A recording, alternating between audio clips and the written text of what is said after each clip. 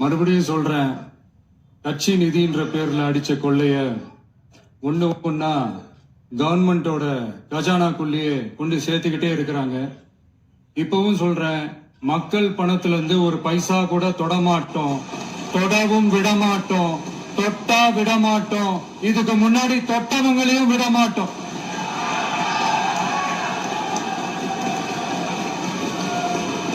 ஒவ்வொரு ஊழலா வெளியில வரும் போலயே ஒவ்வொரு வேஷமா கலைஞ்சிரும் போலயே இங்க இருக்கிற நிறைய பேரு நடுங்கி போய் இதுல நம்ம மேல அவதூறு வேற. இப்ப புதுசா ஒரு வெப்பன் ஒண்ணு கொண்டு வந்திருக்காங்க. அது என்ன தெரியுமா? அவங்க தயவால தான் நம்ம ஆட்சி நடக்குதான். மக்கள் தயவால இந்த ஆட்சி நடந்துகிட்டு இருக்கு. மனசாட்சி உள்ள சக்திகளோட ஆதரவால இந்த ஆட்சி நடந்துகிட்டு இருக்கு. நாங்க தான் அனுப்பி வச்சோம் அப்படின்றாங்களே. அனுப்பி வச்சவங்களுக்கு மினிஸ்ட்ரியில இடம் கொடுத்தா ஏன் கதறீங்க? ஏன் இவ்வளவு கோபம்? ஏன் இவ்வளவு கதறல்ஸ்?